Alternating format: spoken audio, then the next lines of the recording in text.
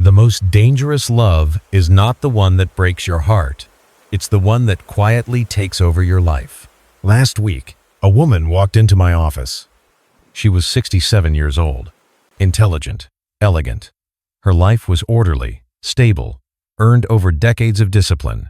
She sat down, took a breath, and said something that froze the room. "I've fallen in love, and I feel like I'm losing control of my life." She wasn't crying. She wasn't dramatic. What frightened me was how calm she sounded, as if she already knew something was slipping, but didn't yet know how to stop it. And in that moment, I was reminded of a truth most people avoid. Love after 60 is not the same force it was at 30. We are taught our entire lives that love is always healing, that it arrives to save us, to complete us, to give meaning. But that story was written for people who are still building their lives, not for those who have already built one. After 60, love does not enter an empty space. It enters a structure, routines, independence, financial stability, identity. And when it arrives too fast, too intensely, without awareness, it doesn't feel like romance. It feels like an emotional tsunami. Not because love is wrong, but because at this stage, anything powerful enough to move you is powerful enough to destabilize you. Here is the uncomfortable part few people talk about. Most people over 60 do not fail in love because they are weak. They fail because they underestimate how much they have to lose. I have seen it repeatedly. People who spent decades building autonomy, inner peace, and security only to watch it unravel in months. Not through betrayal, not through cruelty, but through misjudgment. Stoic philosophers warned that the greatest danger is not pain, it is loss of self-governance. Marcus Aurelius wrote that a person's freedom depends on what rules their inner world. And love, when it bypasses reason, can quietly replace governance with impulse. What makes this especially dangerous after 60 is that time feels different. At 25, a mistake feels like a lesson. At 60, it feels like a verdict. People begin to tell themselves dangerous stories. This might be my last chance. I don't have time to wait. I can't afford to be alone again. And under that pressure, the mind does something predictable. It skips steps. Boundaries soften. Red flags fade. Decisions accelerate. I have watched people move in together within months, merge finances within half a year, and sit across from me later asking one haunting question. How did this happen so fast? Here is a truth that often feels disappointing, but is deeply liberating. Loneliness is not cured by romance. It is cured by connection. Human closeness can come from friendship, community, purpose, shared meaning. But when one person becomes the only antidote to emptiness, love quietly turns into dependency. And dependency after 60 is especially deceptive. It disguises itself as openness, as devotion, as making the most of the time we have left. But Stoicism teaches us something critical here. Anything that makes you smaller, more fearful, or less autonomous is not love, it is attachment. This is why I want you to hear this clearly from the beginning. This video is not about telling you to avoid love. It is about helping you enter love with eyes open. Because after 60, the cost of a mistake is no longer just emotional pain. It can be the loss of peace, the loss of independence, and in some cases, the loss of everything you spent a lifetime building. And if that sounds heavy, it should, because awareness is not meant to scare you. It is meant to protect you. And in the next part, we will confront the first hidden danger directly, the moment loneliness disguises itself as love, and the damage that begins there. The brain doesn't fall in love first. It looks for relief. This is where the first real danger begins, and it's far more common than most people realize. When people reach their 60s, life often becomes quieter in ways no one prepares them for. A spouse may be gone. A long marriage may have ended. Children who once filled the house with noise now live their own lives, far away. Suddenly, the home feels larger and emptier. This silence isn't just external. It settles inside. And when that inner quiet turns into loneliness, the mind becomes vulnerable, not weak, just human. From a psychological perspective, the mechanism is simple and dangerous. When someone new appears and does one essential thing, they listen, the nervous system reacts immediately. Attention calms the emptiness. Being seen eases the ache. The body relaxes. And the brain labels that relief as love. But relief is not love. It is anesthesia. Stoic philosophers understood this long before modern psychology gave it names. Epictetus warned that we suffer not because of events, but because we misinterpret sensations. Loneliness is a sensation. Soothing it feels good, but feeling good does not mean feeling truth. This is where many intelligent, capable people make their first irreversible mistake. They confuse the need for company with genuine emotional connection. In clinical practice, I have seen this pattern repeat for decades. Successful people, educated people, people who managed businesses, families, and crises, yet fell into catastrophic relationships for one reason only. They mistook emptiness being soothed for love being formed. And after 60, this confusion becomes far more dangerous than at 30. Why? Because time feels different. At 25, a failed relationship feels like a lesson. At 60, it feels like a verdict. The mind begins to whisper quiet lies. I don't have time anymore. This might be my last chance. If I let this go, I'll end up alone forever. This sense of urgency distorts judgment. It accelerates decisions that should unfold slowly.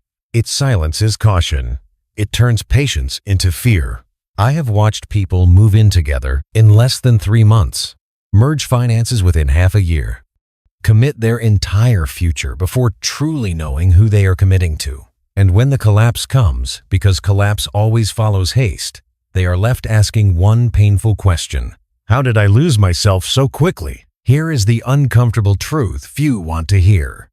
Loneliness is healed through connection, not necessarily through romance. Human closeness can be found in deep friendships, in shared purpose, in community, service, creativity, meaning.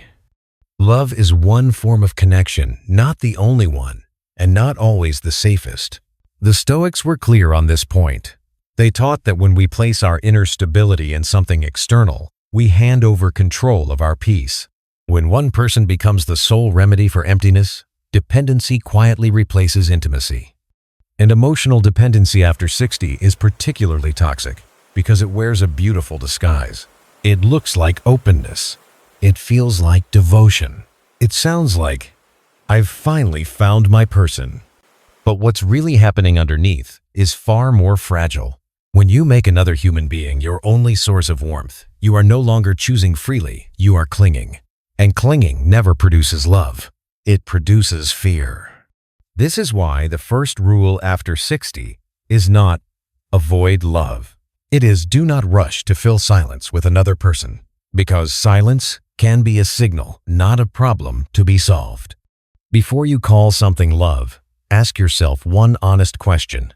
If this person disappeared tomorrow, would my life collapse or would it hurt but remain intact? Stoicism never taught us to avoid attachment because attachment is immoral. It taught us to avoid it because attachment blinds judgment. Love that grows from wholeness expands you. Love that grows from loneliness consumes you. And that distinction, once ignored, costs people not only their hearts, but their independence, their clarity, and sometimes everything they spent a lifetime building. In the next part, we'll confront the second danger, the illusion of time pressure, and why the belief that this is my last chance is one of the most destructive stories the mind can tell itself. Fear doesn't shout, it whispers. This is your last chance. When you are young and a relationship fails, the mind responds with resilience. You tell yourself, I have time. You grieve, you learn, and life moves forward. But after 60, the internal dialogue changes quietly, almost invisibly. The mind no longer speaks of opportunity. It speaks of endings. What if this is the last door? What if I miss it and spend the rest of my life alone? This is the moment where pressure replaces clarity. From a psychological standpoint, this fear is deeply human. The fear of dying alone is one of the oldest anxieties in the human nervous system. It is not irrational. But when fear becomes the lens through which decisions are made, judgment bends. The Stoics warned us clearly. Decisions made from fear always cost more than we expect. Marcus Aurelius wrote that fear shortens reason. And when reason shrinks, impulse takes the wheel. This is how people begin to move faster than wisdom allows. I want to tell you about Roberto. Roberto was 64 years old, a retired engineer, widowed for 3 years. His children lived in different cities. His days were predictable, quiet, heavy with routine. Then he met Patricia. She was charming, attentive, alive in ways his life no longer felt. Within 2 weeks, they were seeing each other every day. After 1 month, she was practically living with him. After 3 months, he proposed. When his children expressed concern, he brushed it aside. "You're young," he said. "You have time. I don't." That sentence is the signature of distorted judgment. 6 months later, already married, the truth emerged. Patricia carried significant hidden debt. She expected him to cover it because that's what spouses do. Her warmth turned into emotional leverage. Every boundary he tried to set was met with guilt. "You don't love me anymore. You regret marrying me. Maybe I should leave and let you be alone again." And that was the trap. Terrified of returning to solitude, Roberto surrendered ground after ground. His finances, his peace, his relationship with his children, all of it sacrificed to the belief that this moment had to work because there would be no other. From a Stoic perspective, this is not a failure of intelligence. It is a failure of governance. Fear convinced him that urgency was truth. But urgency was the illusion. Here is the part most people never hear. The idea that time is running out after 60 is largely a psychological construct, reinforced by fear, not reality. Statistically, more people are forming meaningful relationships later in life than ever before. Life expectancy is longer. Digital platforms have expanded access to connection. Communities exist in ways previous generations never had. But when the mind enters scarcity mode, facts disappear. In scarcity mode, people accept what they would once reject. They tolerate what once felt intolerable. They ignore signals they would have questioned years earlier. Because in a frightened mind, any companionship feels safer than none. And this belief is profoundly dangerous. Medical research is clear on this point. Chronic exposure to toxic relationships creates sustained stress responses in the body. Stress that weakens the immune system. Stress that increases cardiovascular risk. Stress that erodes mental health. A harmful relationship does not merely make you unhappy, it makes you ill. This is why Stoicism holds such relevance here. The Stoics taught that external conditions do not determine our suffering, our attachments do. When we cling to an outcome out of fear, we give it power over our well-being. Loneliness, while painful, does not destroy the body.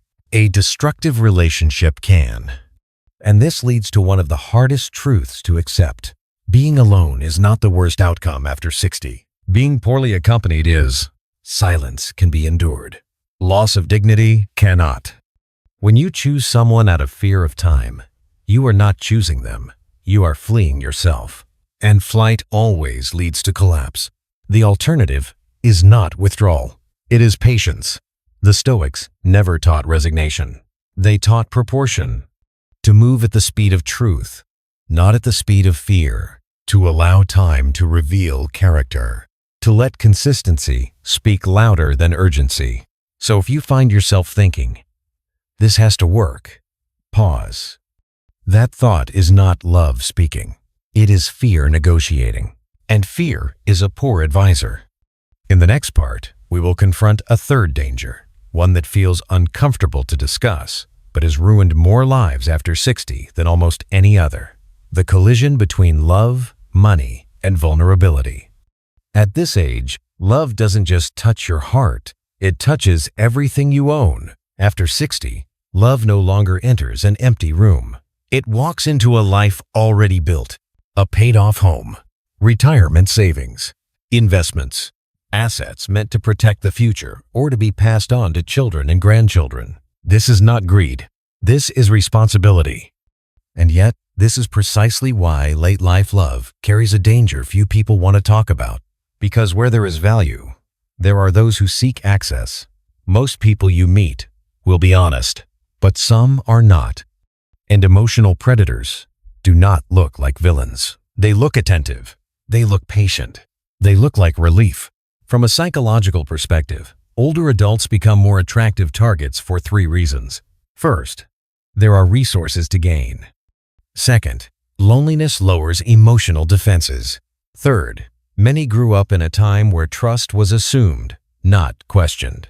This combination is not weakness. It is humanity. Let me tell you about Mercedes. Mercedes was 66. A retired university professor. Intelligent, independent, financially stable. She owned her home in a good neighborhood. She met Javier at a cafe. He was polite, educated, gentle. He called every day, sent flowers, recited poetry. After years of emotional silence, she felt visible again. 4 months into the relationship, Javier shared a concern. His company had collapsed. The situation was temporary. A project was almost finished. Mercedes lent him money. 2 months later, he needed more, just a little more, to finally resolve everything. She took out a mortgage on her house. Shortly after, Javier disappeared.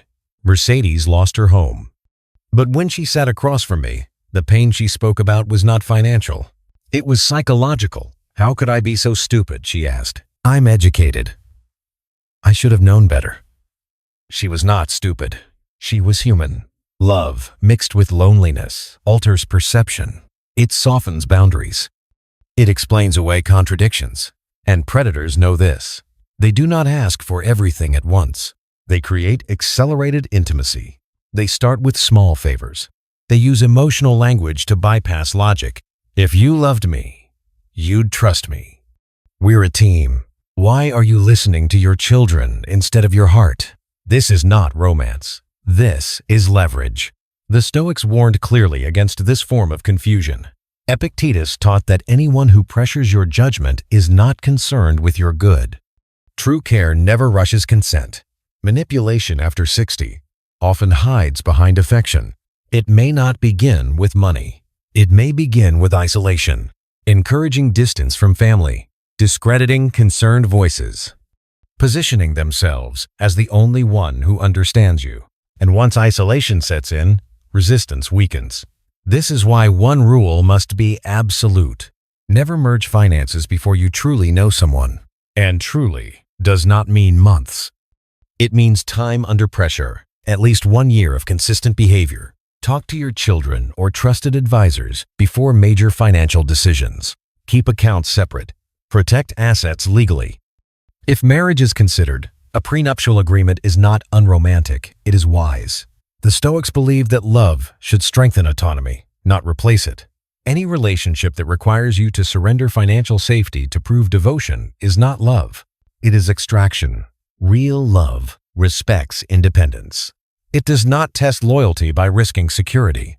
And money is only one layer of this danger. There is also the collision of 2 fully lived lives. At 60, you are not a blank page. You are an entire book with routines, beliefs, family ties, habits shaped over decades. When 2 complete books try to merge into one overnight, friction is inevitable. I have seen couples grow ill from the stress. Insomnia, digestive disorders, chronic anxiety, not because love was impossible, but because adaptation was rushed. This is why many thrive without living together, living apart, but emotionally connected, maintaining autonomy while sharing presence. Society calls separation a lack of commitment. That is outdated thinking. True commitment respects structure. And here is the core truth of this section. Love that costs you your safety is not love. Love that pressures your finances is not care. Love that isolates you from your family is not devotion. The Stoics would call this simple clarity. Anything that requires you to shrink, rush, or surrender your foundations is not building your life, it is consuming it. And in the next part, we will face a quieter danger, one that hides behind comfort, chemistry, and the body itself. When desire is mistaken for love, and intimacy becomes a golden trap. At this stage of life, you're not meeting a person, you're meeting an entire history. When we fall in love at 20, we meet potential. When we fall in love after 60, we meet permanence. You are no longer a blank page. You are a finished book, written through decades of choices, habits, losses, victories, and beliefs. And so is the person standing in front of you. This is where love after 60 becomes fundamentally different. In youth, relationships grow while identities are still forming. Later in life, relationships must fit into identities that are already set. And that is not romantic. It is complex. From a psychological standpoint, this is one of the most underestimated dangers of late-life love. Not because affection is weaker, but because flexibility is. At this age, routines are no longer preferences. They are anchors. You wake up at the same hour. You eat the same breakfast. You have sacred rituals, morning silence, evening news, weekly walks, family Sundays. You have adult children who are part of your emotional landscape. Friends who have survived decades with you. Beliefs shaped by history, political, moral, spiritual.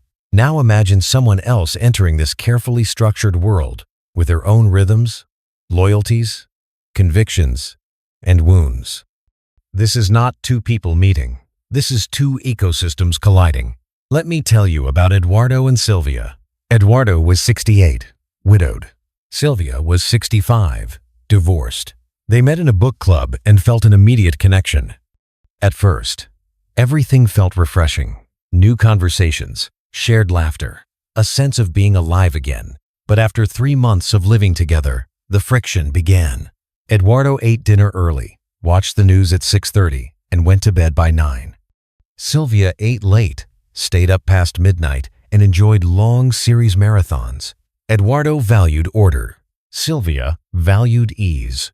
But the real conflict wasn't logistical. It was existential. Eduardo's son and grandchildren visited every Sunday. For him, it was sacred. For Sylvia, it felt like intrusion. Sylvia met her friends twice a week. Eduardo experienced that as rejection. Then came ideology. He was conservative. She was progressive. At first, they avoided the subject. Then every conversation became a minefield. What happened next is what I see over and over again in clinical settings. Both tried to change the other, and neither moved. Because after 60, people often say quietly or out loud, "I won't change anymore." This is not stubbornness. It is neurological reality. The Stoics understood this long before modern psychology.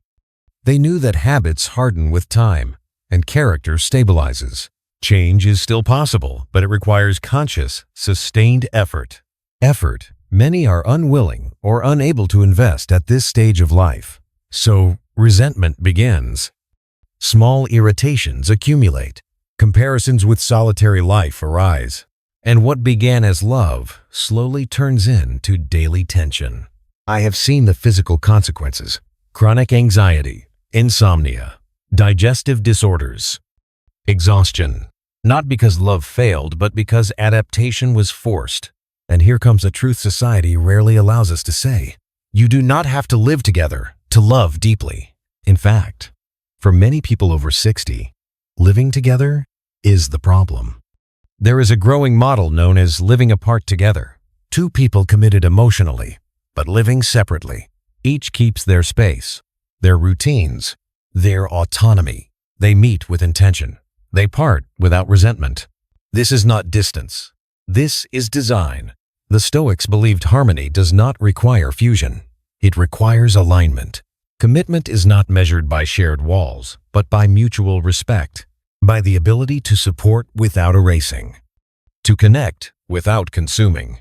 Society often claims that real love means sharing everything, the same roof.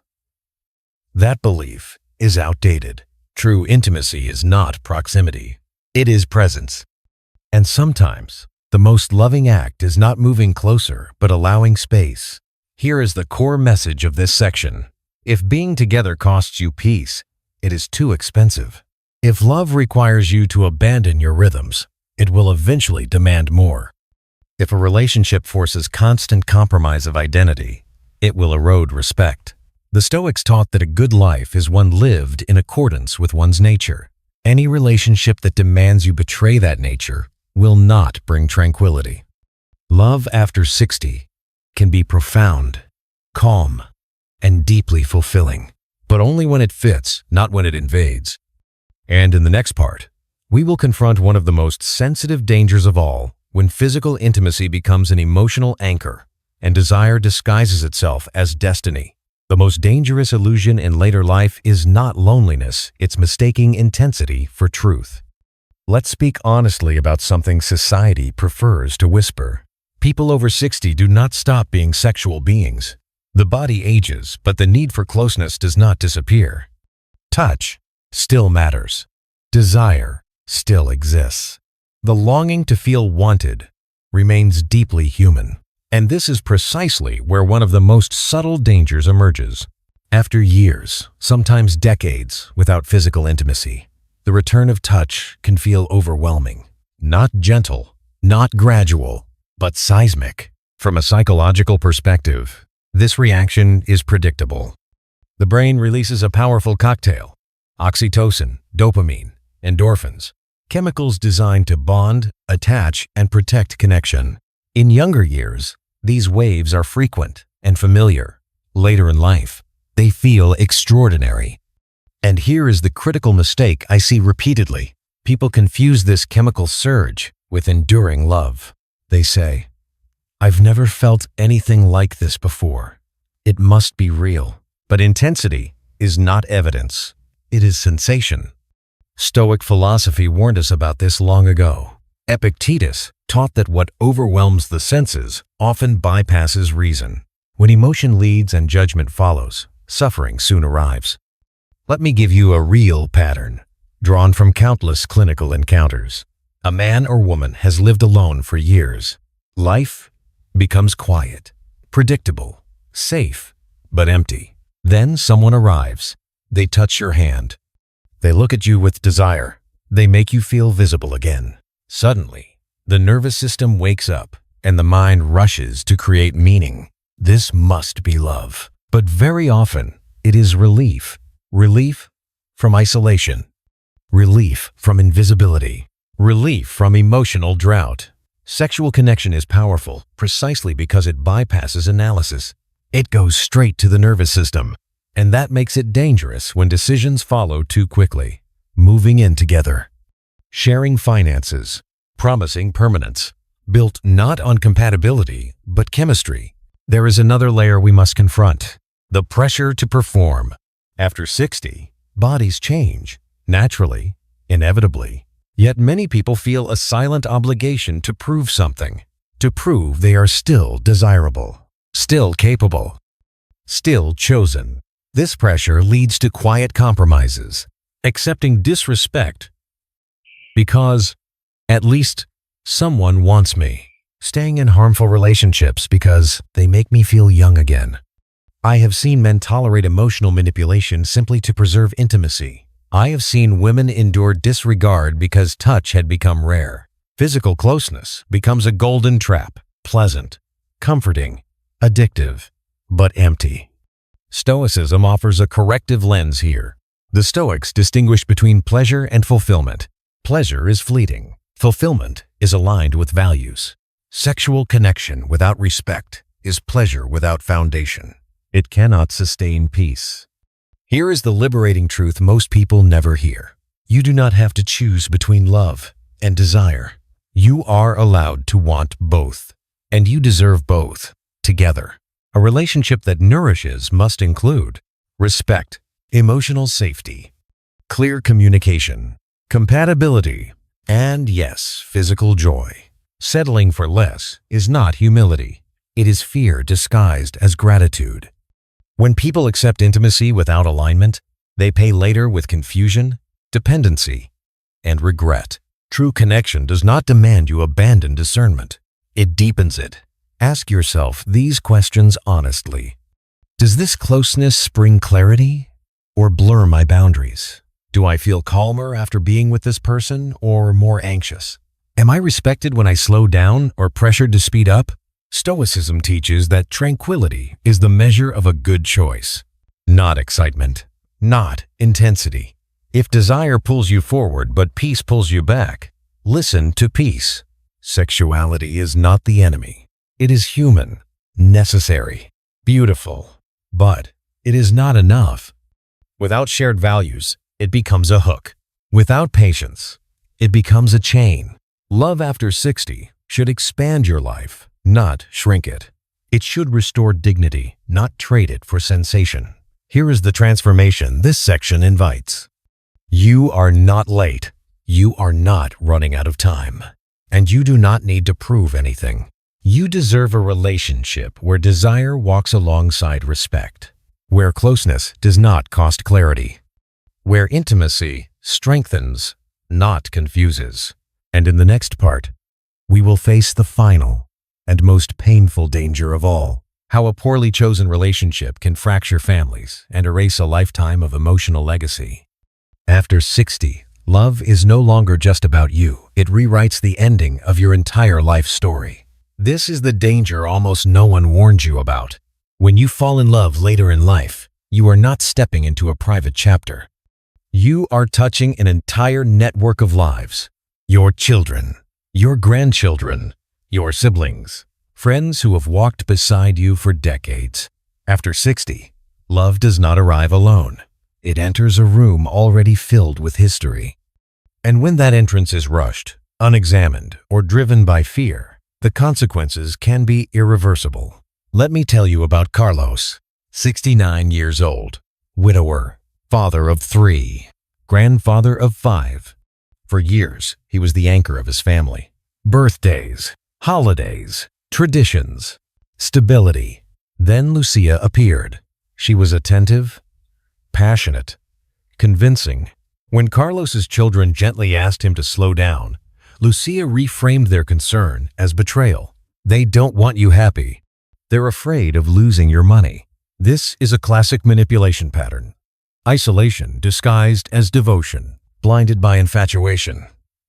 Carlos pulled away from his family. He changed his will, canceled gatherings, redefined loyalty. 3 years later, the relationship collapsed. Lucia vanished, along with a significant portion of his assets. When Carlos reached out to reconcile, it was too late. 2 of his children never returned. He died surrounded not by love, but silence. This is the real cost of impulsive love after 60. Not heartbreak, not even financial loss, but a shattered legacy. Stoic philosophy places immense value on legacy, not as fame or wealth, but as the character you leave behind. Marcus Aurelius wrote that a good life is measured by how it serves the whole, not just the self. After 60, every choice echoes outward. Here is the truth many resist. Your adult children have the right to be concerned, not because they want control, but because they love you, because they see risks you may overlook. While emotionally flooded, listening does not mean surrendering autonomy. It means honoring perspective. Wisdom is not isolation. It is integration. Now, contrast Carlos's story with another. Maria, 65, widowed. She met Roberto. Her children were skeptical, but she did not rush. She kept her routines. Her finances remained separate. Family gatherings stayed intact. Roberto did not pressure. He did not divide. He did not demand priority over history. He earned trust through consistency, not urgency. 2 years later, the family accepted him not because he insisted, but because his presence enriched Maria's life instead of shrinking it. That is the difference. Healthy love after 60 does not erase the past. It respects it. Here is a crucial warning sign you must never ignore. If someone asks you to choose between them and your family, that is not love. It is control. Isolation is always the first step toward emotional abuse. True love connects. It does not cut. Stoicism teaches us to examine what a relationship requires of us. Does it ask you to become calmer or smaller? Does it expand your world or narrow it? Does it bring peace or constant justification? Love that demands secrecy, division, or loyalty tests is not devotion. It is possession. Your legacy is not measured by property or accounts. It lives in memory, in how your children speak your name, in whether your grandchildren remember warmth or absence. One poorly chosen relationship can dismantle decades of connection. That is not an exaggeration. It is clinical reality. And here is the final transformation this section invites. You are allowed to love again. Deeply, genuinely, courageously. But love must arrive as a bridge, not a knife. As an addition, not a replacement. After 60, love must move slowly enough to honor everything that already exists. Because the right partner will never ask you to burn your history to prove your devotion.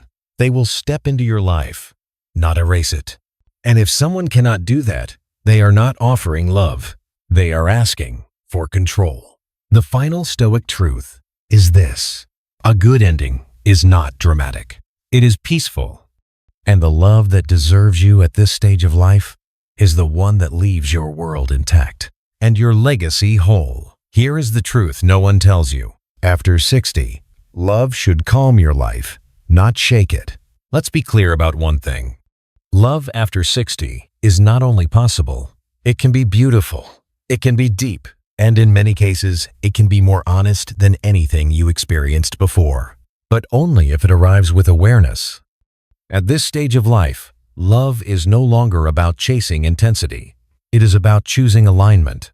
You already know who you are. You already paid the price of your mistakes. You already built routines, values, and relationships that took decades to form. That is why Stoic philosophy places such emphasis on discernment. Epictetus never warned us against love. He warned us against surrendering our judgment.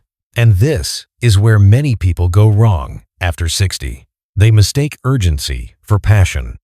They confuse relief from loneliness with destiny. They trade stability for intensity, believing it's their last chance. But wisdom asks a different question. Not, how strong is this feeling, but what does this relationship do to my life?